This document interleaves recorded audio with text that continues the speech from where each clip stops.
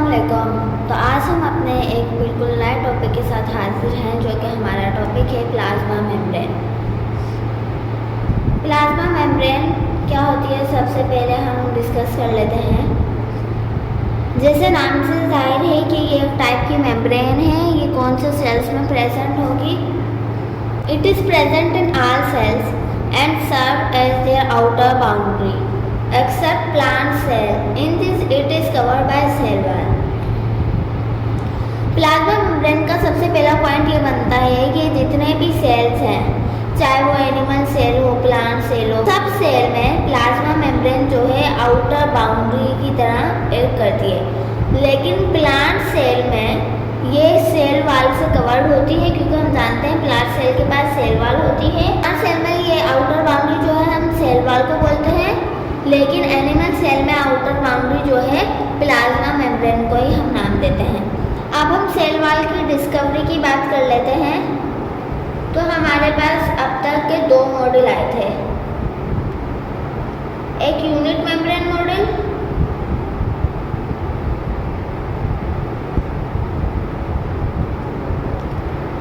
और एक fluid mosaic model.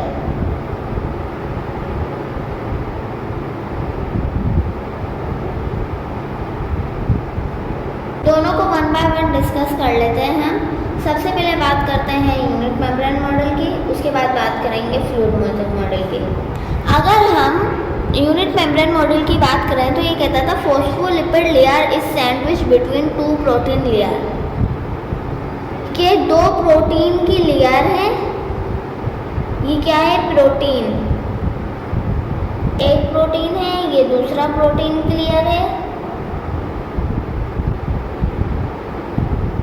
इनके बीच में ऐसे फॉस्फोलिपिड की ये जो है बायलेयर प्रेजेंट है। ये कहा था हमें यूनिट मेम्ब्रेन मॉडल ने, ठीक है, कि फॉस्फोलिपिड बायलेयर है ये sandwich between two protein layer, दो प्रोटीन लेयर के बीच में ये सैंडविच हुई है। जैसे सैंडविच होता है ना, ये अगर हम बोले तो ये कबाब है और ये ब्रेड है, तो ब्रेड में हम जो है दो ब्रेड के पीसेस में हम कबाब की लेयर को रखते हैं। तो इसी तरह से ये यूनिट मेम्ब्रेन मॉडल के बारे में कहा गया था। लेकिन इसके बाद 1972 में दो साइंटिस्ट आए थे, एक सिंगर और दूसरा था निकोलसन।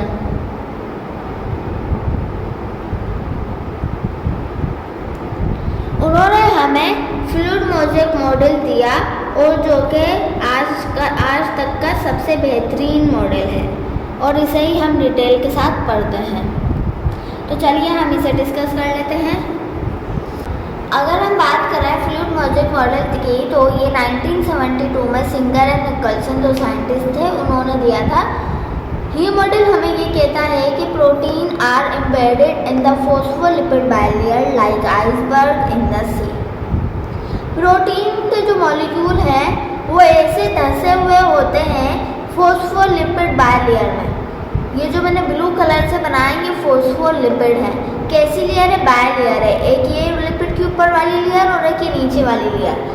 तो फॉस्फोलिपिड बायलेयर में प्रोटीन के मॉलिक्यूल एम्बेडेड होते हैं। ये कहीं कहीं पे प्रोटीन के मॉलिक्यूल लगे हुए हैं, जैसे कि आइसबर्ग यहाँ पर किसे कहा गया है?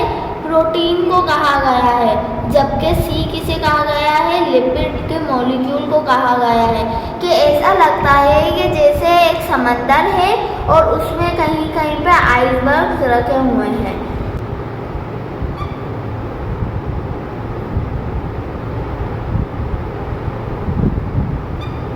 कुछ इस टाइप से होता है फॉस्फोलिपिड का मॉलिक्यूल। तो ये पूरा क्या है? फॉस्फोलिपिड। फॉस्फोलिपिड में दो पार्ट होते हैं, एक ये सर्किल वाला पार्ट और एक ये दो इसकी टेल होती हैं। हम इसे आमतौर पर हेड कहते हैं और इसे समझने के लिए हम टेल कह देते हैं। अगर हम बात करें, हेड बना हुआ होता है फॉस्फेट ग्रुप का और टेल बनी हुई होती है फैटी एसिड की।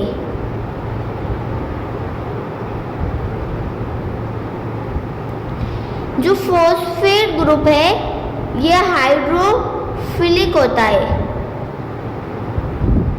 हाइड्रोफिलिक होता है नेचर में। और आप सब जानते हैं हाइड्रोफिलिक हम किसे कहते हैं, जो कि वाटर लविंग हो उसे हम हाइड्रोफिलिक कहते हैं। लेकिन फैटी एसिड का जो पार्ट है वो क्या होता है, हाइड्रोफोबिक होता है। और हाइड्रोफोबिक हम किसे कहते हैं, वाटर अफ्रेड को कहते हैं हम। तो हमने देखा फॉस्फोलिपिड का स्ट्रक्चर, ये जो टेल है, ये जो पूरा स्ट्रक्चर है ये फॉस्फोलिपिड का, इसमें दो पार्ट होते हैं, एक हेड और एक दो टेल। टेल फैटी एसिड की बनी हुई होती है जो कि हाइड्रोफोबिक है, जो कि वाटर से डरता है पार्ट। लेकिन हेड वाला जो पार्ट है वो फॉस्फेट का बना हुआ है और वो वाटर को पसंद करता है। अब हम देख लेते हैं कि हमने फॉस्फोलिपिड को बाइलेयर में क्यों रखा। हम जानते हैं कि सेल है, सेल के अंदर भी वाटर प्रेजेंट है, ठीक है, और बाहर भी वाटर प्रेजेंट है, ठीक है। अगर हम ये जो हमारा फॉस्फोलिपिड का मॉलिक्यूल था इसे हम एक लेयर में ऐसे रख देते तो ऐसा हो सकता था ना, ये जो हेड वाला पार्ट है वो तो वाटर लविंग था, बाहर वाटर होता, सेल के कोई मसला नहीं था। अंदर वाला पार्ट, ये जो टेल वाला पार्ट है वो अंदर की तरफ होता, अंदर भी तो वाटर था और टेल वाला पार्ट तो वाटर से डरता है। तो इसलिए यहाँ पर फॉस्फोलिपिड की जो अरेंजमेंट हुई वो बाइलेयर हुई, यहाँ पर बना लेते हैं। बाइलेयर अरेंजमेंट इस वजह से हुई कि बाहर भी सेल के वाटर होता है और अंदर भी वाटर होता है। तो ये जो हेड वाले पार्ट है इनमें तो फॉस्फेट ग्रुप प्रेजेंट है और ये जो वाटर लविंग है, और इधर भी बाहर वाली साइड फॉस्फेट ग्रुप प्रेजेंट है, ये भी वाटर लविंग है। तो आसानी से ये पूरा राउंड स्ट्रक्चर बन जाता और ये जो है एक फॉस्फोलिपिड आसानी से पूरे सेल की बाउंड्री बना देता और इस तरह से सेल को पूरे कवर कर लेता। इस वजह से जो है सेल में फॉस्फोलिपिड की बाइलेयर प्रेजेंट होती है। उम्मीद है कि आसानी के साथ ये समझ आ गया होगा। अब हम इसमें और डिटेल के साथ सेल मेम्ब्रेन को डिस्कस कर लेते हैं। कंपोजिशन की बात करें तो उसमें लिपिड और प्रोटीन प्रेजेंट होते हैं।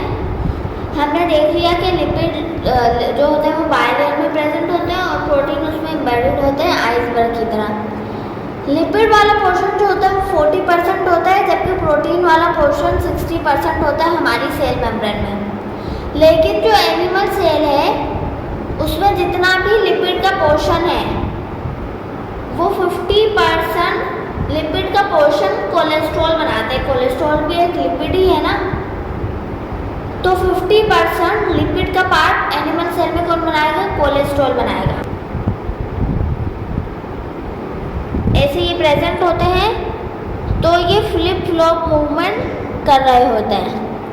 हमारे पास लिपिड मेम्ब्रेन में प्रोटीन के मॉलिक्यूल जो प्रेजेंट होते हैं वो ऐसे साइडवेज मूवमेंट कर रहे होते हैं लिपिड बाइलेयर में।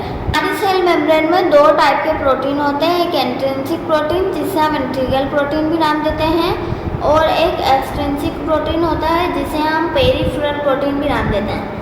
इंट्रिंसिक प्रोटीन या इंटीग्रल प्रोटीन जो होते हैं वो एम्बेडेड होते हैं इंटायरली इन द मेम्ब्रेन के अंदर पूरे धसे हुए होते हैं और ये चैनल प्रोवाइड करते हैं हमारी आयन वगैरह की मूवमेंट के लिए। जबकि जो एक्सट्रिंसिक या पेरिफेरल प्रोटीन होते हैं वो लूज एसोसिएशन रखते हैं मेम्ब्रेन के साथ। जैसे यहाँ पर ये वाला जो प्रोटीन मॉलिक्यूल बनाई कि मैंने इंट्रिंसिक है और ये एक्सट्रिंसिक है, ये आप देख सकते हैं पूरा फॉस्फोलिपिड बाइलेयर में अंदर तक धसा हुआ है, लेकिन ये ऊपर पेरिफेरी पे ही है, तभी इसे नाम दिया जाता है पेरिफेरल प्रोटीन।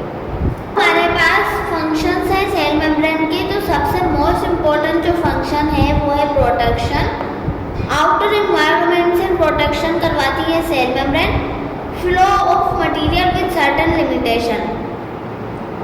इन और आउट फ्लो करवाती है मटेरियल का, लेकिन कुछ लिमिटेशन के साथ। अब वो लिमिटेशन किन टाइप की है वो हम पढ़ते हैं। दो टाइप की ट्रांसपोर्ट होती है, एक पैसिव ट्रांसपोर्ट और एक एक्टिव ट्रांसपोर्ट। सबसे पहले हम डिस्कस करते हैं पैसिव ट्रांसपोर्ट को। अगर हम बात करें पैसिव ट्रांसपोर्ट की, it is the movement of molecule from higher to lower concentration without requiring energy. Molecules का मूव करना हायर कंसंट्रेशन से लोअर कंसंट्रेशन में एनर्जी को यूज़ किए बिना, एनर्जी को इस्तेमाल किए बिना। पर अगर इस तरफ ज़्यादा मॉलिक्यूल हैं और इस तरफ कुछ थोड़े से ही हैं, ये मॉलिक्यूल्स का हाई कंसंट्रेशन से लो की तरफ जाने को हम नाम देंगे पैसिव ट्रांसपोर्ट, और इसमें कोई एनर्जी नहीं लगती। अब हम बात करते हैं हमारे पास पैसिव ट्रांसपोर्ट कितनी टाइप की होती है। एक डिफ्यूजन, एक ऑस्मोसिस और एक facilitated diffusion. One by one तीनों को हम डिस्कस कर लेते हैं। पहले बात करें डिफ्यूजन की, तो movement of molecule from higher to lower concentration. बिल्कुल सेम डेफिनेशन है पैसिव ट्रांसपोर्ट वाली, कि मॉलिक्यूल का मूव करना हायर से लोअर कंसंट्रेशन की तरफ। जाहिर सी बात है, डिफ्यूजन, ऑस्मोसिस और फैसिलिटेटेड डिफ्यूजन तीनों टाइप किसी है पैसिव ट्रांसपोर्ट की। और पैसिव ट्रांसपोर्ट में मेन रीज़न क्या है, मेन इंपॉर्टेंट पॉइंट क्या है कि इसमें एनर्जी नहीं लगती। तो डिफ्यूजन में एनर्जी नहीं लगेगी, लेकिन इसकी मूवमेंट कैसी है, मॉलिक्यूल का मूव करना हाई से लो कंसंट्रेशन की तरफ। अगर हम ऑस्मोसिस की बात करें तो movement of molecule from higher to lower concentration through semi permeable membrane. बिल्कुल सेम टू सेम डिफ्यूजन वाली डेफिनेशन है, लेकिन यहाँ पर क्या है कि सेमी परमिएबल मेम्ब्रेन से मूव करके जाना उन मॉलिक्यूल्स का, हाई मॉलिक्यूल्स का लो मॉलिक्यूल्स की तरफ एक सेमी परमिएबल मेम्ब्रेन से, एक बैरियर से क्रॉस करके जाने को हम क्या नाम देंगे, osmosis. Facilitated diffusion, movement of molecules from higher to lower concentration by carrier protein. इसमें क्या इंपॉर्टेंट बात आ गई, कैरियर प्रोटीन का होना लाजमी है, तभी फैसिलिटेटेड डिफ्यूजन होगी। डिफ्यूजन, ऑस्मोसिस, फैसिलिटेटेड डिफ्यूजन तीनों की डेफिनेशन एक ही है, लेकिन डिफ्यूजन में कोई बैरियर नहीं था, ऑस्मोसिस में हमें सेमी परमिएबल मेम्ब्रेन लाजमी चाहिए, फैसिलिटेटेड डिफ्यूजन में हमें कैरियर प्रोटीन लाजमी चाहिए। टाइप की ट्रांसपोर्ट है वो है active transport. Movement of molecule from low concentration to high concentration by using ATP.